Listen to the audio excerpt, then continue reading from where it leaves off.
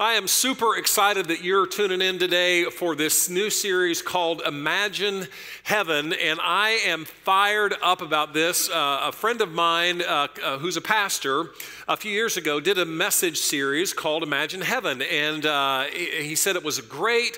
And it's something that I've wanted to do, but it was based off of a book that I was very skeptical about, and so I'll tell you about that in just a second.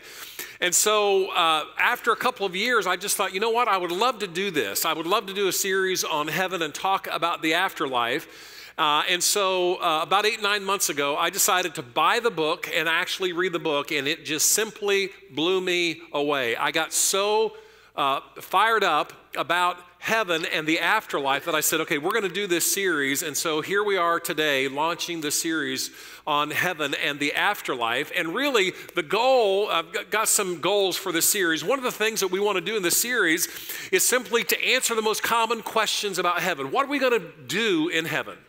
Right? What kind of bodies will we have? Will we be spirits, or will there be bodies?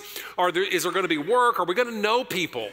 Are we going to know our spouse or our kids, our loved ones, or are we just going to be strangers forever? Is it just going to be one long worship service in heaven? Is that what it's going to be like? Because, you know, some of you just like, man, that is so boring. I don't want to do that. But no one ever wants like a long preaching service in heaven. I don't understand that. They just want the music. So we're going to be answering all these common questions about heaven as we move through this series. And today really is just an introduction. We're just going to scratch the surface and kind of give you an outline of where we're going to go. And you may be here and you may be thinking, you know what, I'm skeptical. All right? I don't know that there is anything beyond this life.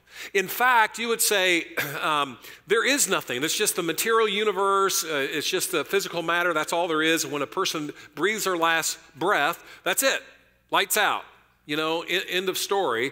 And so you would come to this very skeptical, and you certainly would discount anything the Bible has to say about the afterlife. And so I get that. I understand that. You say, well, the Bible's, you know, there's a lot of errors in that, and it's kind of nefarious how this whole thing came together, and people just, you know, got certain parts they liked and other parts they didn't like, and it's just, you just can't trust the Bible. And I get that. But what if something happened, like in modern day? What if someone literally clinically died and then came back to life and told you about their experience? What would you think about that? Would you be skeptical about that?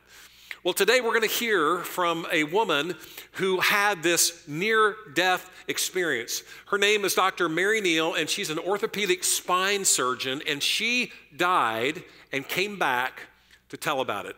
Watch this story. Dr. Mary Neal is an orthopedic surgeon who shares her medical practice and her love for outdoor adventure with her husband, Bill. In 1999, they planned an adventure that took Mary on a spiritual journey few have taken and returned to talk about. My husband and I really enjoy kayaking. We enjoy traveling. We speak Spanish. We've traveled internationally a number of times. And so for my husband's birthday, I said, okay, this is the year we're going to do it. So we went to Chile for a vacation to kayak. After a week of kayaking, Bill sat out the final day with a sore back. Mary and the rest of their group kayaked through a treacherous stretch of the river. These are drops of 10 to 15 feet, 20 feet maybe, which for an experienced kayaker is not a crazy thing. I went over the main drop, and as I crested over the drop, I could see the tremendous turbulence and tremendous volume. And as I hit the bottom of the drop, the front end of my boat became pinned. I and my boat were immediately and completely submerged. I was absolutely pressed to the front deck of the boat, and I couldn't move my arms even back far enough to reach my spray skirt, let alone push myself out. I very sincerely asked that God's will be done, and I meant it. After several minutes of searching, the group leaders realized Mary was trapped under the falls. They came out on the rocks and they kept trying to get to the boat, but the force and the volume of the water was such that they just kept being flushed through. I mean, they just couldn't get to me. At one point, they sort of recognized that it was really turning into body recovery, not so much of a rescue. I know I've been underwater too long to be alive, yet I feel more alive than I've ever felt. And this is more real than anything I've ever experienced. Are you skeptical? We're going to find out. We're going to hear more from Mary in just a few minutes. She's interviewed by John Burke, who's the author of the book, Imagine Heaven. And you'll find out that she was literally trapped underwater, about 8 to 10 feet of water, for 15 minutes. And when her body came up and they were able to drag her to the shore, one of the medical people there that she was traveling with started their stopwatch, and they tried to perform CPR for 15 minutes. She was gone. She's dead.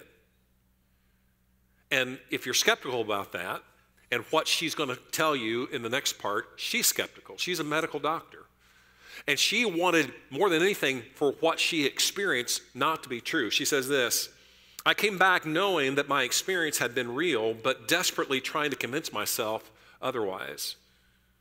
She says, "I had great motivation to discount my experience as being a dream, because if I were to accept my experience as real or true, then I also had to accept everything that I had been told was real and true concerning things I didn't want to accept, including the coming death of my oldest son, including health problems that my husband would go through, and this mandate that I would have to share my story with others." She said, "I spent many months trying to discount my experience as a dream." But dreams are generally very chaotic and difficult to remember. You've had that experience, right? You have this dream and you can only remember certain parts and it doesn't all fit together. And she says, dreams involve people who are still alive. But NDEs, near-death experiences, are very logical. They're very sequential. They involve people who have already died. They don't involve people who are still alive. And the memories are very different. People who have NDEs, they have a very crystal clear, crisp, vivid memory of their experience. And they have that memory for decades after their near-death experience. And she says, so I was able to discount the dream part. And then she said, then I wondered if it was just an hallucination from the neurotransmitter release, but the chemicals that are released in a dying brain are very toxic to the brain. And the cells that are most susceptible to death are actually the ones that create memories. She says, I spent many months going through all of the possibilities and in the end came to the conclusion that my experience was outside the realm of science and medicine. She didn't want to believe it. But at the end of the day, she couldn't deny what she had. Now, you may be skeptical, and I think it's probably healthy to be skeptical of any one story or any small sampling of stories. I've read some things and watched some things that are just really bizarre. Okay, we're going to talk about this and kind of how to sort between the bizarre things. But I think it's good to be skeptical. It's interesting what the medical and scientific community has done with these near-death experiences. 1 in 25 Americans report that they've had a near-death experience. They're all over. In a room like this, there are people in this room that have had near-death experiences. And so the scientific community, after all of these reports, they started to research and try to figure out what's really going on here. Cardiologist Michael Sabin describes what changed his mind. He says this, before talking with one of my patients, Pete Morton, and scores like him, I did not believe that there was such a thing as near-death experiences. Pete told me that he had left his body during his first cardiac arrest and had watched the resuscitation. When I asked him to tell me exactly what he saw, he described the resuscitation with such detail and accuracy that I could have later used the tape to teach physicians. Sabin says, these people, like Pete Morton, saw details of their resuscitation that they could not have otherwise seen. He says one patient noticed a physician who failed to wear scuffs over his white patent leather shoes during an open heart surgery. In many cases, I was able to confirm the patient's testimony with medical records and with hospital staff. Dr. Sabin says that he kind of started into this research to actually disprove near-death experiences. He wanted to see if they could pass scientific muster, and they did. He says, after 5 years of research, I published my findings in the book, Recollections of Death. And then he would go on and write many articles in peer-reviewed journals like the Journal of American Medical Association, or JAMA, as it's called. And another doctor, an oncologist, radiation oncologist by the name of Dr. Long, read his article, and he didn't believe it. He discounted it and didn't believe it. And then what changed his mind was one time he was out at dinner with some friends, and one of the ladies who'd been there had actually coded. Her heart stopped, and they tried to resuscitate her. And so he thought he would probe. And he said, did anything happen when you coded? Her name is Sheila, and hesitantly Sheila said, yes. I found myself at ceiling level. I could see the EKG machine that I was hooked to. The EKG was flatlined. The doctors and nurses were frantically trying to bring me back to life. The scene below me was a near panic situation. In contrast to the chaos below, I felt a profound sense of peace, which is very common in near-death experiences, as we'll see over the coming weeks. I was completely free of any pain. My consciousness drifted out of the operating room and moved into a nursing station. I immediately recognized that this was the nursing station on the floor where I had been prior to my surgery. From my vantage point, near the ceiling, I saw the nurses bustling about performing their daily duties. After I watched the nurses for a while, a tunnel opened up, which again is very common in near-death experiences, and I was drawn to the tunnel. I then passed through the tunnel and became aware of a bright light at the end of the tunnel. Something else that's very common. I felt very peaceful. After I passed through the tunnel, I found myself in an area of beautiful, mystical light, and there is a lot of reference to light, brilliant light. We'll see that from Dr. Mary Neal here in just a little bit, but she talks about this mystical light. And in front of me were several of my beloved relatives who had previously died. It was a joyous reunion, and we embraced. And I found myself with a mystical being of overwhelming love and compassion. Again, another common experience in those who have had near-death experiences. Do you want to go back, he asked. I responded, I don't know, which was just like my old indecisive self, she said. After further discussion, I knew the choice was mine to return to my physical body. It was a most difficult decision. I was in a realm of overwhelming love, which we'll see this again and again as we move through this series. It was a realm that I knew where I was truly home. There's something that's more real about their experience in what comes next than in their experience here. Finally, I returned to my body. I awoke in the ICU over a day later. I had tubes and wires all over me. I could not talk about this profound experience, which is very common among people who have experienced a near-death experience. They don't want to talk about it. Why? Because you would be a kook. People would say, oh, you're just making it up, or that's crazy and weird. In fact, what I like about what John Burke does is he's studied over 1,000 near-death experiences, and what he does is he uses ones that he talks about. He uses ones where people had something to lose if they came forward. They weren't trying to do this for fame. Dr. Mary Neal, she could lose all credibility in her profession, but she had to come forward. And so Dr. Long was at that dinner. He heard what Sheila had said, and this is what he concludes. After all the study, this is what he concludes, and I'm going to put it up here on the screen. By studying, and this is what Dr. Long says, by studying thousands of detailed accounts of NDEers, I found the evidence that led to this astounding conclusion. Near-death experiences provide such powerful scientific evidence that it is reasonable to accept the existence of an afterlife. It's reasonable to accept the existence of an afterlife. And what you find as you go through these experiences is that people are reporting things that they should never have known, that there was no way that they could know. One such occasion is when a man coded and they were trying to resuscitate him.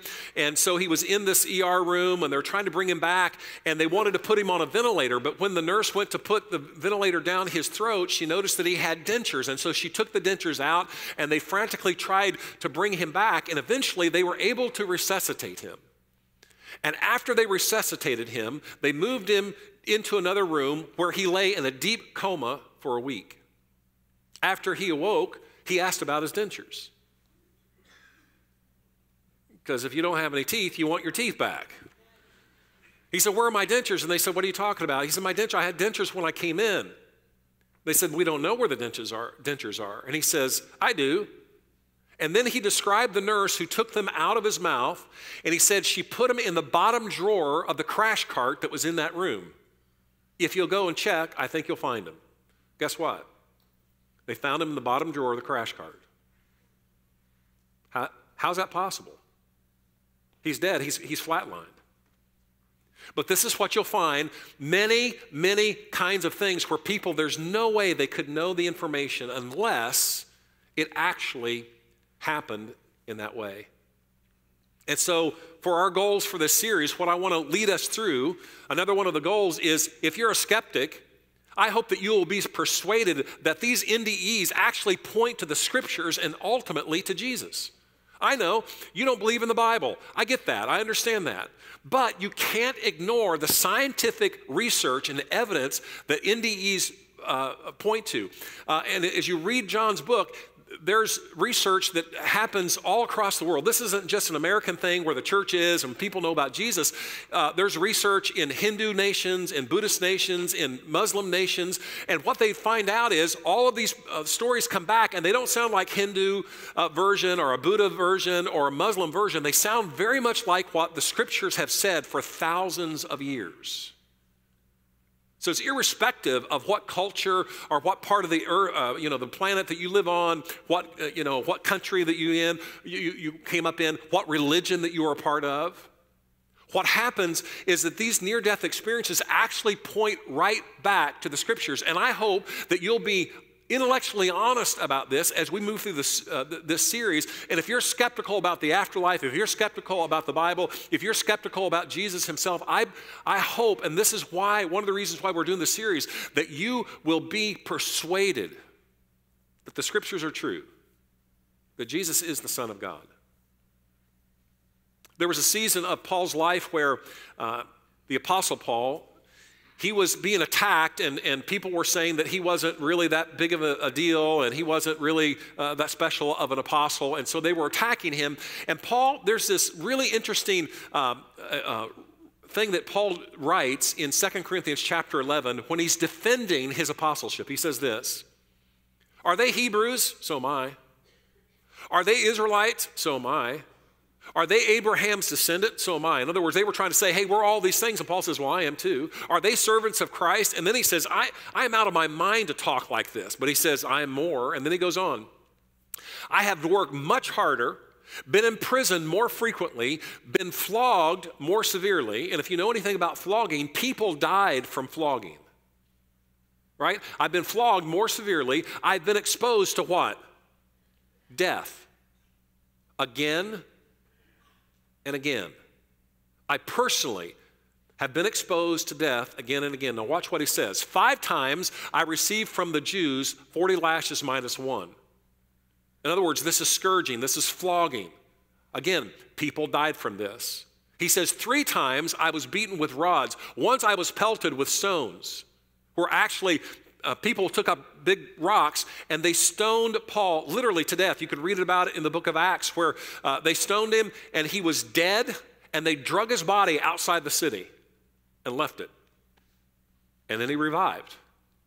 So I was pelted with stones. 3 times I was shipwrecked. I spent a night and a day in the open sea. I have been constantly on the move. I've been in danger from rivers, in danger from bandits, in danger from my fellow Jews. He says, in danger from Gentiles, in danger in the city, in danger in the country, in danger at sea, and in danger from false believers. I have labored and I have toiled, and I have often gone without sleep. I have known hunger and thirst, and have often gone without food. I have been cold and naked. Paul was exposed again and again to death. And then in just the next chapter, Paul describes something that some people believe was a near-death experience for Paul. And as we go through this series and you hear other stories, it'll sound familiar. This is what Paul says. I know, next chapter, chapter 12, he says, I know a man who, in Christ who 14 years ago was caught up to the third heaven. Whether it was in the body or out of the body, I do not know. Again, NDE ears talk about being out of their body, looking down on things. Only God knows this. And then he goes on. And I know that this man, whether in the body or apart from the body, I don't know, but God knows, was caught up in paradise and heard inexpressible things that no one is permitted to tell. Now, there are some people who say, well, this is a verse right here that Paul says no one can talk about heaven. Heaven cannot be described because God will not allow it to be described. And that's not what he's saying here. He's saying that he saw things that no one is able to describe. Because if no one could describe heaven, then Isaiah's in big trouble.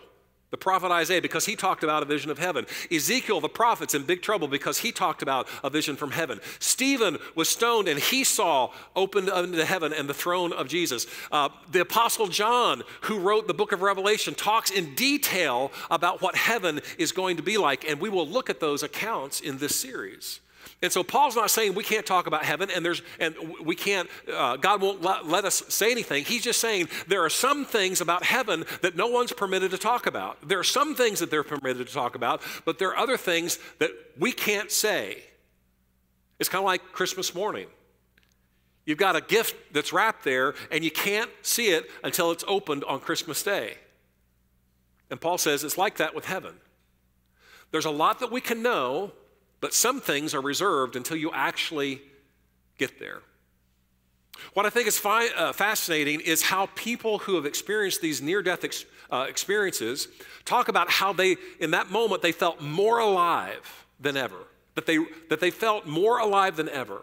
And I want you to listen to, again, Dr. Mary Neal, as John Burke, the author of this book, he interviews her, and I want you to listen to how she describes her experience. So take us back to that day. I mean, here you are, pinned under a waterfall. You realize you can't get loose. I mean, that must have been terrifying. One would think so, but I felt great. I had always feared a drowning death, but actually I felt no fear. I felt no panic. I felt no sense of air hunger. I felt wonderful. And the moment that I very consciously made a choice to surrender the outcome, I truly asked that God's will be done, regardless of whether that meant I was to live or die. The very moment that I asked that, I was overcome with a very physical sensation of being held and comforted and reassured by Christ that everything was fine. My husband would be fine, my young children would be fine regardless. And I was this receptacle into which Christ was pouring his love and his very being. And that was the first of many profound aspects of this experience, because I was no saint. I tried to be a good person, but I did not deserve to be held or loved by Christ. Just like, none of us ever deserve anything. So you experienced this life review. You were underwater like 15 minutes or something, and then when you came up and they found you, they started their stopwatch, and it was another 15. Right. So where were you, and what were you doing? I was gone. I was still aware of the physicality of it all. I could feel the water. I could feel the plastic of the boat. My body was sucked over the deck of the boat by the current. And as my body was coming out of the boat, my spirit peeled away from my body. And eventually I then rose up and out of the river. And I was greeted by a group of somethings. People, spirits, beings. All those words seem sort of hokey to me, but they had these bodies. They were what?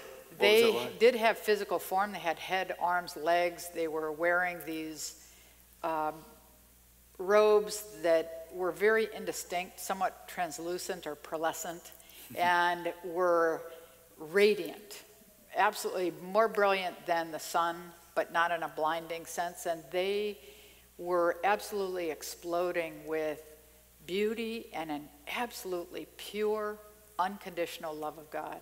And it's a love that we don't experience. We experience conditional love. But this was an absolute love. And they were so overjoyed to greet me and welcome me and love me and guide me. And there was a shift of time and dimension so that I could be with them. And I was trying very desperately to get down this exceptionally beautiful path to this great dome structure of sorts that I knew without any doubt was the point of no return.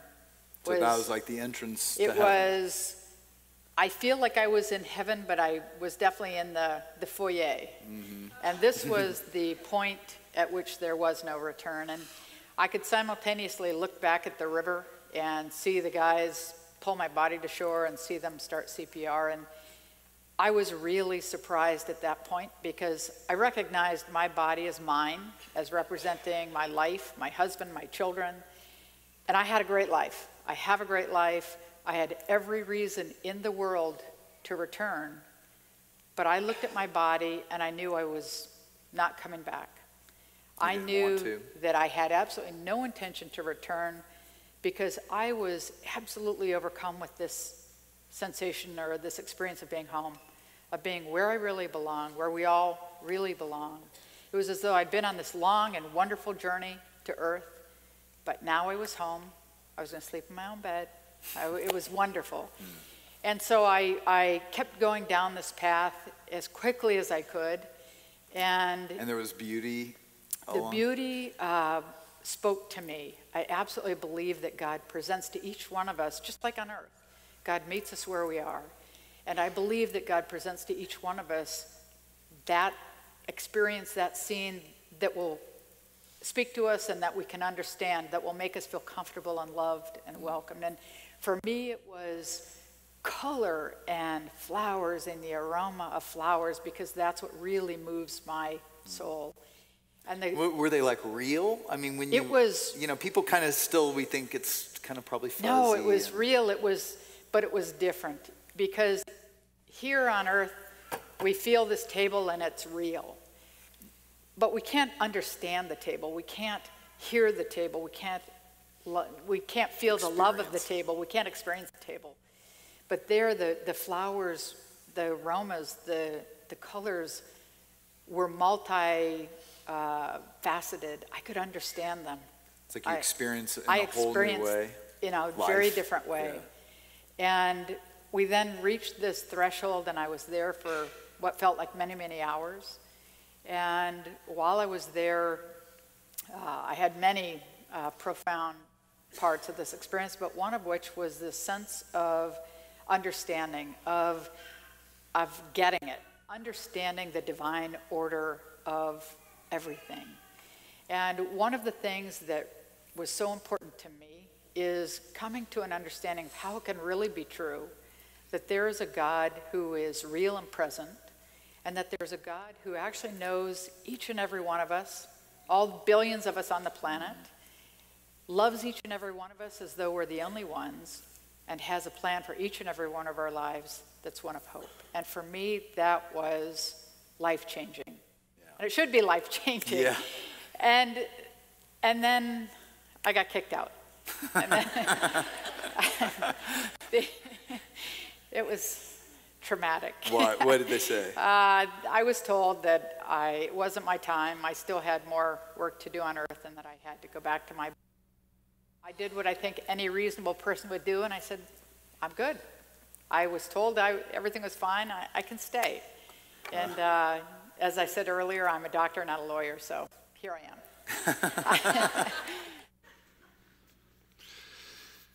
You see how difficult it is for her to explain what she experienced, and that's very common. It's just, and I'm excited for all of us as we go through the series One of the things that's been most profound to me as I've studied through all of this is just the unconditional love that we experience in that place. And so we'll be learning more about that. There's a lot of that in John's book about that as well. But what about the bodies that we have? She talked about her spirit peeling away from her body. I talked in recent weeks, I talked to a lady who's a nurse in our church. And there was a patient of hers that had died, and they couldn't resuscitate the individual. The doctors left the room, pronounced the individual dead, and there were 2 nurses left. And they were, right before they left the room, they each, at the same time, saw what they felt like was the spirit of that person go. And they looked at each other and said, did you just see that? Yes, I just saw that. So what kind of body? This is what the Apostle Paul says about the new body that we receive. He says, so it will be with the resurrection of the dead. The body that is sown perishable is raised imperishable. You realize that your body is perishable, right? I mean, after 30, it's all downhill. I mean, you understand that. I mean, your body doesn't start to work, hair starts growing out your ears, and I'm just telling you, it's awful when you get past 30. So for those of you who are under 30, it happens to everybody, all right? But this body is shown perishable. Where are we? Go back. It is sown in dishonor, okay? The body that is sown perishable. Okay, go on to the next verse here. Sorry about that. It is sown in dishonor, but it is raised in glory. And we're going to see this, what is glorious about our resurrected new bodies. It is sown in weakness, but it is raised in power. What our bodies are going to be like in eternity, in the afterlife, are remarkable. But Paul is saying, hey, I'm just telling you, this body is going to be raised in power. And he goes on, he says this, it is sown a natural body, but it is raised a spiritual body. If there is a natural body, then there is also a spiritual body. The body that you have in the next life is remarkable. And I can't wait when we get to those parts when we talk about the kind of body that we have. It's breathtaking, really it is. Another goal that we have for this series is simply that as a Christian, my prayer and goal is that you would live your lives with eternity in mind, not simply for the here and now. And the reality is, I think most people who are Christians are just stuck in the here and now. We rarely think about what is after this life. In fact, what we don't know that we can understand about heaven, and so we've got these weird ideas about heaven, and no, I'm not going to know anybody, and it's going to be really boring, and on and on and on, and so we don't think about it. And really, honestly, if we were just to be honest, we're like, I don't know if hell's real, but I don't want to go to hell, and so I hope I go to heaven, but I can't even imagine heaven, and so I'm just living for the here and now. And that's where we're stuck most of the time. It's just in the present. We're concerned about our education, we're concerned about our career, we're concerned about where we live, we're concerned about all these things, and we plan for our retirement, and we're planning for all these things, but are you planning for eternity? Because eternity is real. It's more real than what we experience here. In fact, as we go through this series, what we'll find out is that this earth and our experience here is a dim shadow of what's next. This is what Jesus said. Consider what he said. He says this, do not store up for yourselves treasures here on where? Earth, right here, the here and now. Where moths and vermin destroy, it's all temporary, it's all going to go away. Everything that you own, everything that you work for is going to wind up in a junkyard someday. And where thieves break in and steal. However, he goes on and says this, but store up for yourselves treasures where? In heaven. Like, you literally can store up things for the next life. Jesus says. This is not like hyperbole. Jesus is telling us, no, seriously, you can store up things for the next life where moths and vermin do not destroy and where thieves do not break in and steal. It's real life there. And Jesus says, for where your treasure is, there your heart will be also. We're so fixated on this physical world that all we can see, and we think that there's really nothing else. And Christians, if you're a follower of Jesus, that's where most people live. But the scriptures say, you know what? This is just temporary. We're aliens and strangers in this world. Our real home is not here. Our real home is in heaven. And so as a Christian, if you are a Christian, what I want is in this series that you would be so excited about heaven that it would literally change the way that you live your life right now. What you believe about the next life impacts how you live this life. And all of a sudden you'll realize, you know what? This life and all that it has is not that big of a deal. The next life is where it's at. And I need to do everything in this life to impact the next life. I want there to be a spiritual renewal in your heart as a follower of Jesus. The other thing that I have as a goal for this series is that this series would lead you to the Scriptures as the standard of truth. That this series would lead you to the Scriptures as the standard of truth. There are all kinds of near-death experiences out there. Some of them are really, really bizarre. Anybody know what this is? It's a plumb bob or a plumb line. And in construction, if you want to find a perfect vertical line, you just use this little magnet, or not magnet, but weight here on a line, and when it stops moving, you have a perfectly vertical line. And everything can be measured next to this. It's used all the time. And this is the Scriptures. When it comes to this topic, the Scriptures are the plumb line of truth. And so if in this series you get all, excited and you start to, study up about all these near-death experiences and read a bunch of books, then I have failed. Because the truth and the most glorious things about the next life are contained in the Scriptures. And so what I want for us to be driven back to the Scriptures because they are the plumb line of truth. And we can be deceived when it comes to this area. This is what Paul says in 2 Corinthians chapter 11, verse 4. He says to the church in Corinth, "But I'm afraid that just as Eve was deceived by the serpent's cunning, your minds may somehow be led astray from your sincere and pure devotion to Christ. For if someone comes to you and preaches a Jesus other than the Jesus that we preach, or if you receive a different spirit than the spirit that you've received, or a different gospel than the one that you have," next slide, "or a different gospel than the one that you have accepted, you put up with it easily enough." Hey, you're sidetracked easily, and I don't want that to happen to you, Paul says. And then he goes on in verse 13, he says this, "For such people are false apostles, deceitful workers, masquerading as apostles of Christ. And no wonder," verse 14, Paul says, "for Satan himself masquerades as an angel of light." Is it possible that some of the stories about near-death experiences out there are really not accurate, but they're actually a deception from Satan, which Paul says masquerades as an angel of light? Absolutely. And that is why we come back to the plumb line of Scripture. Interesting what Paul says in his letter to the church in Galatia. He says this, "I'm astonished that you are so quickly deserting the one who called you to live in the grace of Christ and are turning to a different gospel, which is really no gospel at all. Evidently, some people are throwing you into confusion and trying to pervert the gospel of Christ. Listen to this, but even if we, in other words, if Paul and his companions, even if we or an angel from heaven should preach a gospel other than the one that we preach to you, let them be under God's curse." In other words, this could be translated, let them be eternally damned.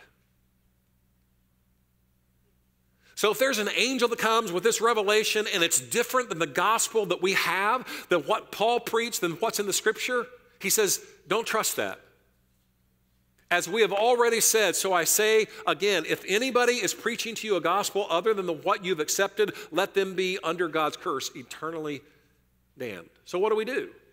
What do we do with these near-death experiences? Thousands and thousands. What do we do with this? Well, here's what we do. This is what Paul says in 2 Corinthians, 1 Thessalonians, chapter 5, verse 20. He says this, "Do not treat prophecies with contempt." In other words, just don't ignore them, but test them all.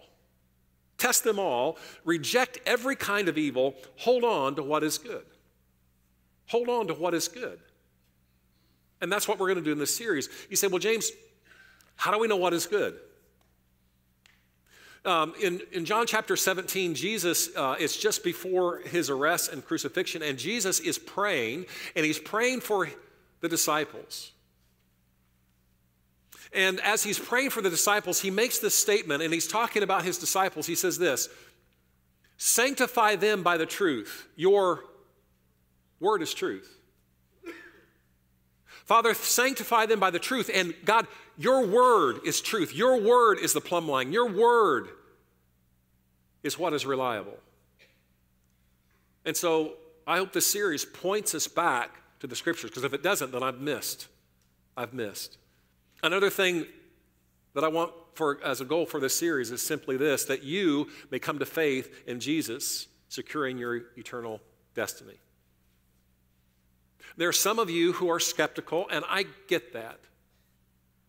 And you don't know if you can trust the Bible, as we've said earlier. You don't know if you can trust all those things, and maybe there's not an afterlife. But I hope that as you look at the evidence that's out there, that you realize as we go through this series, all of these things are pointing right back to the scriptures that have been saying this for thousands of years.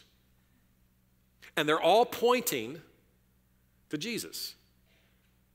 They're all pointing to Jesus. And so my question to you is, what's your plan for eternity?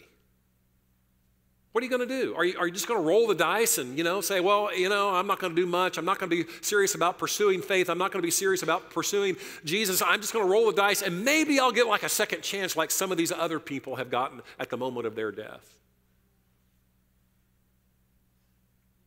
That's foolish. That's foolish. You see, I want you to come to faith in Jesus. That's why we're doing this series.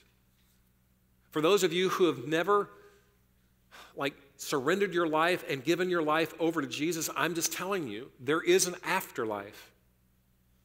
There is an afterlife. And Jesus is the whole point of the afterlife. This is what the Apostle John wrote in 1 John chapter 5. He says this, whoever believes in the Son of God accepts this testimony. Whoever does not believe in God has made him out to be a liar, because they have not believed in the testimony God has given about his Son. It's all about Jesus. And this is the testimony. God has given us eternal life, and this life is in his Son. Whoever has the Son has life. Whoever does not have the Son of God does not have life. And then Paul concludes and says this, I write these things to you who believe in the name of the Son of God, so that you may know that you have eternal life. What's your plan for eternity? You're going to go it on your own? Please don't do that. Life is found in Jesus and in Jesus alone. Bottom line for today is simply this. Heaven is real and you have a choice. Heaven is real and you have a choice. Heaven is real and you have a choice. This is not about what happens when people die.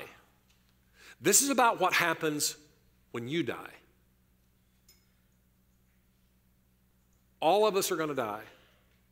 And in this series, we're going to talk about the judgment. We're going to talk about life reviews, which are very common among near-death experiences. And what's that all about? And just honestly, you're going to stand before Jesus one day and give an account for your life. And you're going to give an account for everything that's hidden in your life. What's your plan for eternity? You're going to roll the dice, do it on your own? It's not going to work. It's not going to work. Heaven is real, and you have a choice. That choice is Jesus. That choice is Jesus. So what are your action steps? What do you do with all of this? Well, start the conversation. On our website, on the message page, there's going to be a discussion guide about today's message and the messages that follow. If you're not in a community group, all of our community groups are going to be doing this, and we're going to point us back to the scriptures. But if you're not in a community group, we have a short-term group that meets here during the week, and I want to encourage you, look, heaven is real. You have a choice, and it's for all of eternity. It's not if there's an afterlife. There's an afterlife. There's too much evidence, scientific evidence of an afterlife. So start the conversation. And then I want to encourage you, read the book. Read the book. As you read through this book, I'm just telling you, it's riveting as I read through this. Now, we've got some copies out there. We're selling them at cost. And if we run out, which we are going to run out today, you can get it on Amazon. We'll have some more copies next week. But read the book. This book is chock full of scriptures.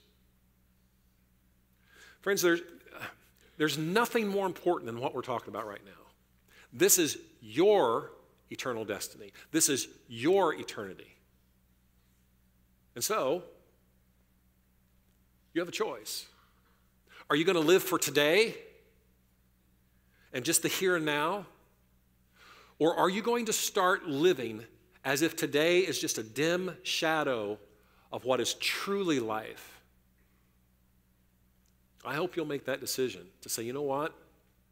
I'm living for what is truly life. Let's pray.